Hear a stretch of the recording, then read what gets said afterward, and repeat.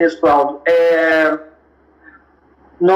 A Regina, de alguma maneira, adivinhou a minha pergunta, então quero entender melhor por que eu vi em uma entrevista sua a declaração que o Brasil é constituído de 4 movimentos, né, sendo o 4º movimento inaugurado pela Era Vargas, que o senhor já mencionou um pouco aqui, né? Aliás, no curso desse 4º movimento, né, inaugurado ali pela Era Vargas, nós tivemos lá nos anos 80 um parque industrial mais expressivo que a própria China, Coreia e Indonésia juntos, né? Nós tínhamos naquela época, inclusive chegamos nos anos 80 ali, o dono do Gurgel ia lá no programa Silvio Santos para apresentar um protótipo de carro elétrico, né, nos anos 80, então carro brasileiro, carro Gurgel, para quem tem memória, enfim, para quem pesquisa sabe disso. Bom, a gente passou disso, né, desta potência, não é a potência, mas enfim, um parque industrial expressivo nos anos 80 para hoje apenas 10% do PIB constituído pela indústria, e até o empresariado hoje brasileiro chegou ao ponto de ser representado por um senhor que se diz nacionalista e vende produtos chineses nas suas lojas, né? Um senhor um tanto quanto caricato.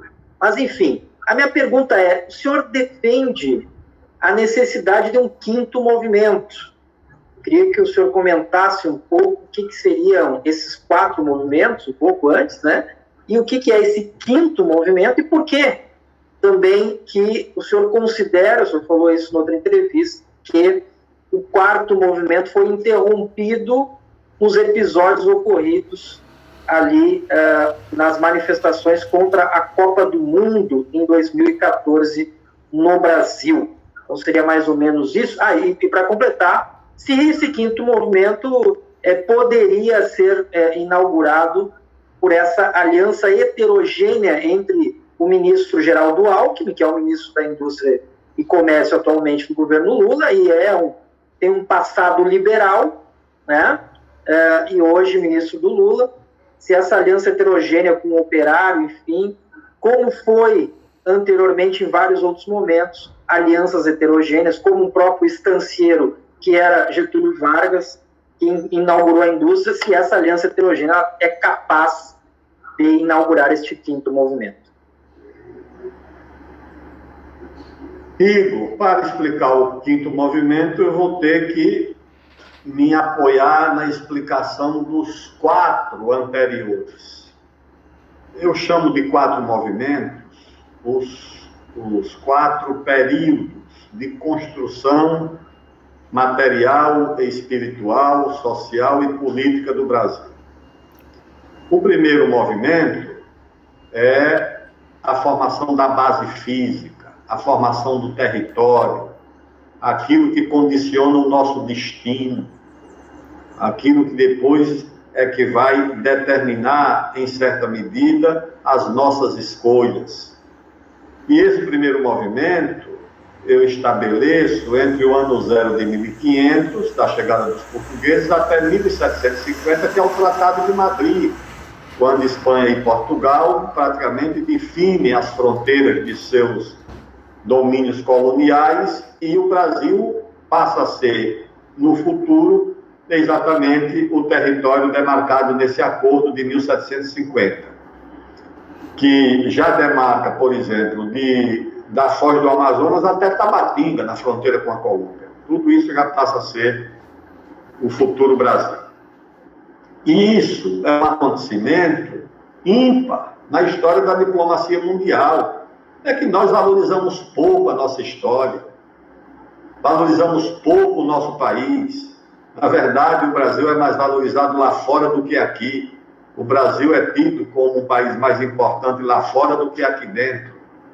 Vocês imaginem que desde 1750, ou seja, há quase 300 anos, nós temos fronteiras seguras, demarcadas. A Europa, a cada 30 ou 40 anos, remarca as suas fronteiras através de guerras.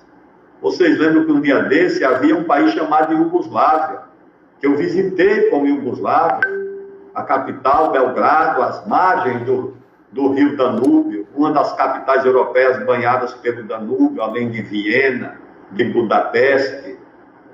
E esse país foi retalhado por uma guerra da OTAN, dividido em 6 países diferentes. Estão lá Sérvia, Croácia, Montenegro, Bósnia-Herzegovina, sei lá o que mais, Eslovênia. São 6 países, pelo menos.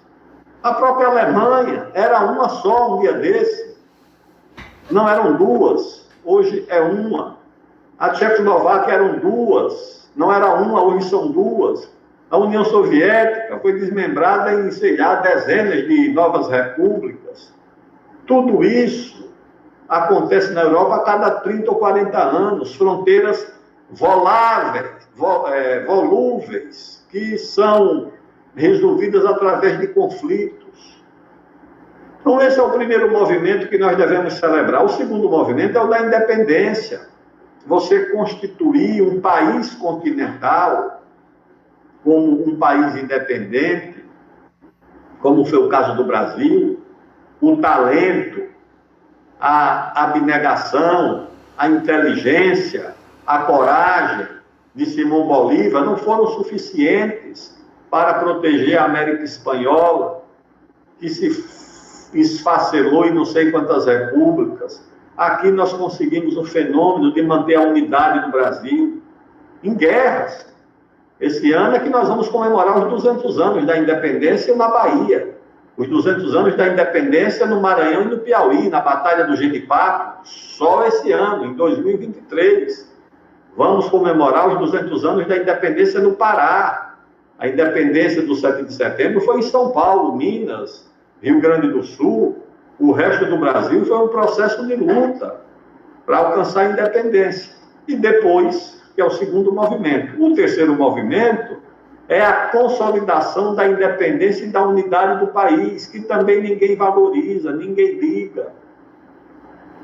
Minhas amigas e meus amigos, os valorosos pernambucanos, em 1834, reuniram 800 mil dólares em dinheiro.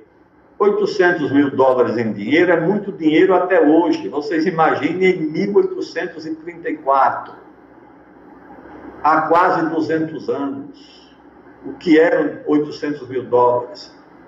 Esse dinheiro foi enviado aos Estados Unidos para a compra de armas, para tornar o Nordeste um país independente, que era a Confederação do Equador, com homens de grande talento como Frei Caneca,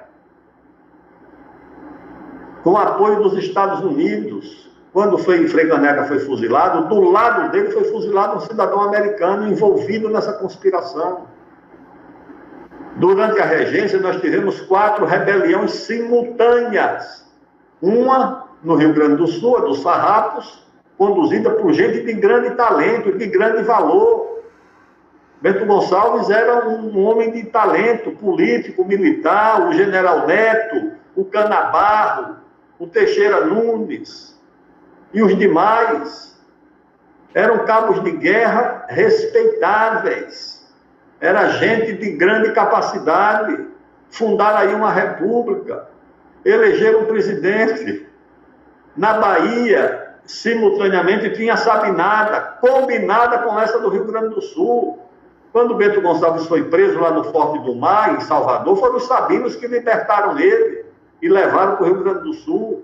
Havia a cabanagem aqui no Pará, violentíssima, tomaram o poder em Belém.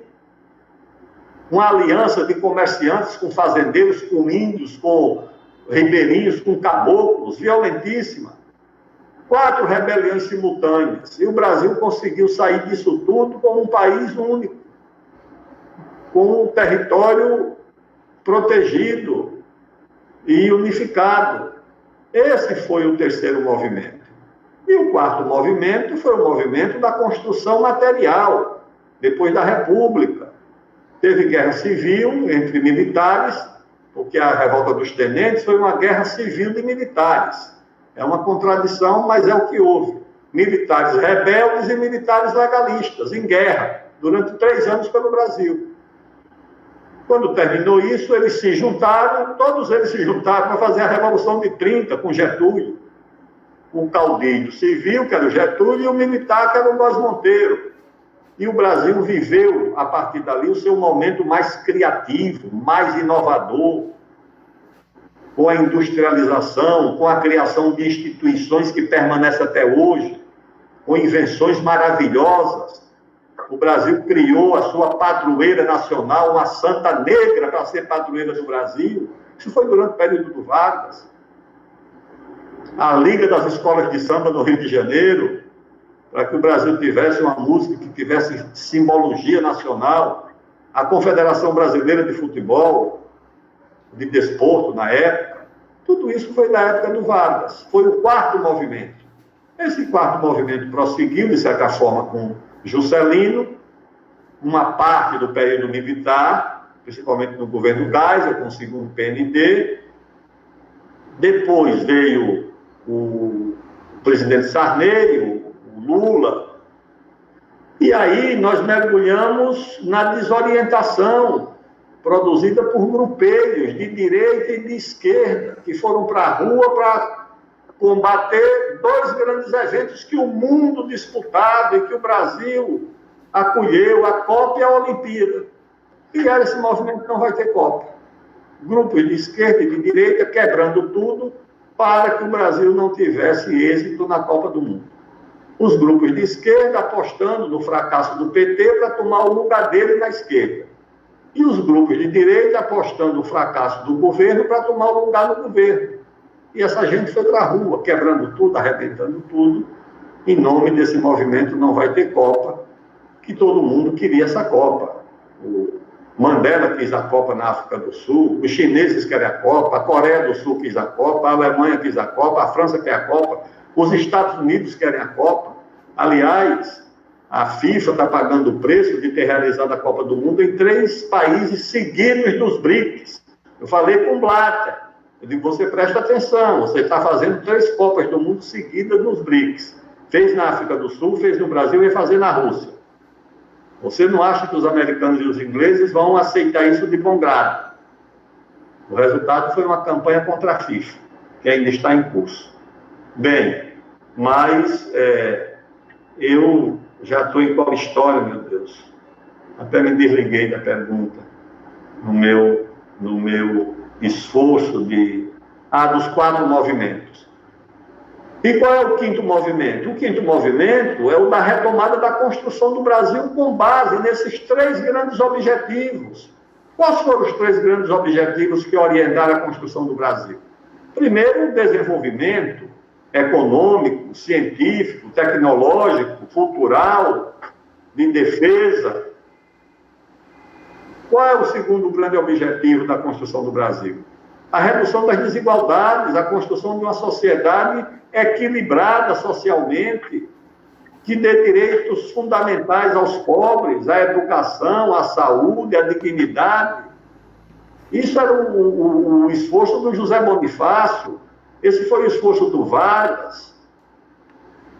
E qual é o terceiro objetivo do 5º movimento?